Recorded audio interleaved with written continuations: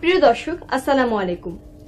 আজ আমাদের স্টুডিওতে আমরা এমন একজন ব্যক্তিত্বকে আমন্ত্রণ জানিয়েছি যিনি উপমহাদেশের একজন প্রখ্যাত কেমিস্ট অ্যান্ড হোমিওপ্যাথ, বাংলাদেশের একমাত্র homeo oncologist Alhaj doctor Mohammad Mahbub Alam.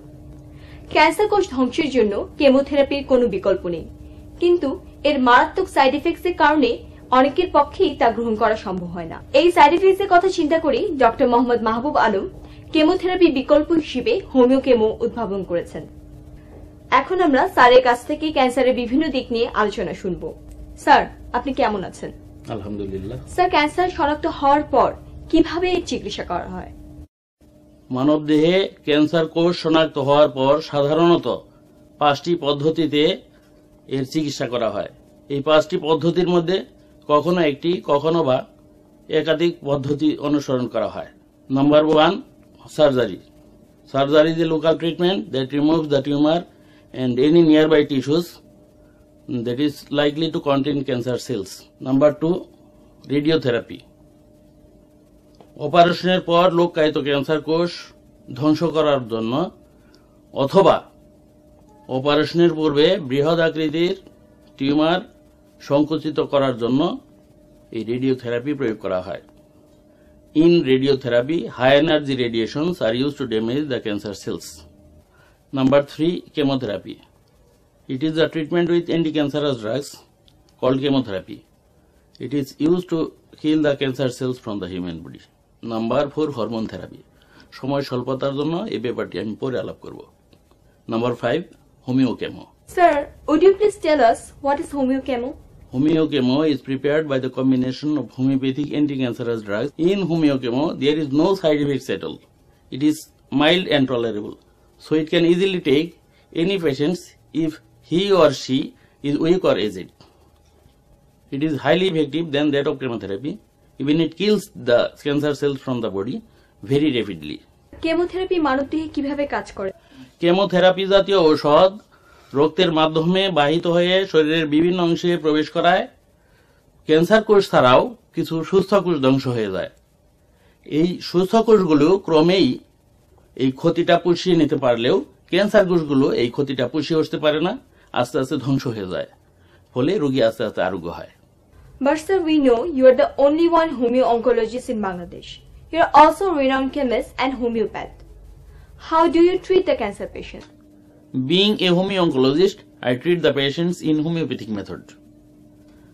I apply homeochemo instead of chemotherapy to kill the cancer cells from the human body. Sir, আপনার উদ্ভাবিত হোমিও কেমো কোন পেশেন্টের উপর প্রয়োগের বর্ণনা আমাদের দর্শকদের উদ্দেশ্যে জানাবেন কিনা? 41 বছর বয়স্ক একজন ভদ্র মহিলার জরায়ের মুখে ক্যান্সার ধরা পড়ায় একজন অঙ্কোলজিস্ট তাকে কেমো নেওয়ার পরামর্শ দেন। কেমোটি ছিল সিসপ্লাটিন। বায়োপসি রিপোর্টে লক্ষ্য করলাম স্কোমাস সেল কার্সিনোমা গ্রেড 2। তখন আমি উক্ত কেমোথেরাপির পরিবর্তে হোমিও কেমো অ্যাপ্লাই করলাম। কয়েক মাসের মধ্যেই ভদ্রমহিলা আস্তে আস্তে সুস্থ হয়ে উঠল। দেন আমি CEA, that means carcinoembryonic antigen পরীক্ষা করে দেখলাম the value is less than 5। কোনো অপারেশনের প্রয়োজন হয়নি। মাশাআল্লাহ, ভদ্রমহিলা এখনো সুস্থ আছেন। স্যার, আপনি আমাদের কেমোথেরাপি সাইড ইফেক্টগুলো সম্পর্কে কিছু বলবেন কি? Chemotherapy causes fatal side effects. It causes nausea and vomiting, loss of appetite, hair loss. It reduces blood cells, that means RBC, WBC and platelets. Sir, বডিতে যদি ব্লাড সেলগুলো কমে যায় তাহলে আমাদের কি সমস্যা হতে পারে? কোনো পেশেন্টের বডিতে যদি আরবিসি কমে যায় তখন সিভিয়ার অ্যানিমিয়া দেখা দেয়, আর যদি WBC কমে তখন নিউট্রোপেনিয়া হয়। স্যার, নিউট্রোপেনিয়া কি? এটা আমাদের দর্শকদের উদ্দেশ্যে একটু জানাবেন প্লিজ। আমাদের দেহে একটা নির্দিষ্ট সংখ্যক নিউট্রোফিল কাউন্ট থাকে। এই নিউট্রোফিল কাউন্ট আমাদের বডিতে সেফগার্ড হিসেবে কাজ করে। নিউট্রোফিল কাউন্ট কমে গেলে বডি আনসেফ হয়ে যায়, তখন যে কোনো রোগ সহজেই আক্রমণ করতে পারে। তখন রোগীকে খুবই সতর্ক অবস্থায় রাখতে হয়। স্যার, আমাদের বডিতে যদি প্লেটলেট কাউন্ট কমে যায় সেক্ষেত্রে কি হতে পারে? কেমোথেরাপি প্রয়োগ করার পর রোগীর দেহে প্লেটলেট কাউন্ট অস্বাভাবিক হারে কমে যেতে পারে। প্লেটলেট কাউন্ট রক্ত জমাট বাঁধার কাজে ব্যবহার হয়। সো প্লেটলেট কাউন্ট কমে গেলে রোগীর দেহে ব্লিডিং হতে পারে, যা একজন ক্যান্সার রোগীর জন্য খুবই মারাত্মক। স্যার, আমরা জানি কেমোথেরাপিতে নানা রকম সাইড ইফেক্টস আছে, কিন্তু আপনি বলছেন আপনার উদ্ভাবিত হোমিও কেমোতে কোনো ধরনের সাইড ইফেক্টস নেই। এটা কিভাবে সম্ভব? In the treatment of homeopathic method, potentized medicine are used. Potentized medicine is nothing, it is an energy.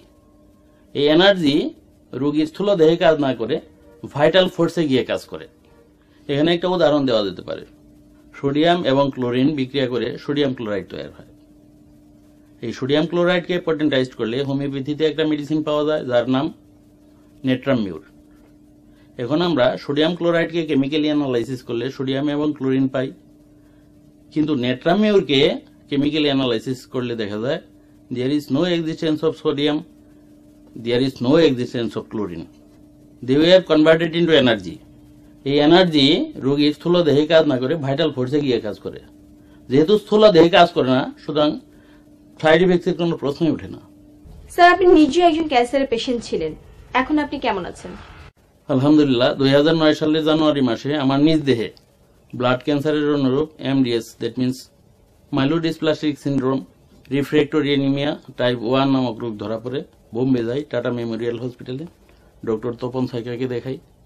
উনি বলেন there is no treatment at all, you have to take bone marrow transplant. তখন আমার পক্ষে বোন marrow transplant করা সম্ভব ছিল না।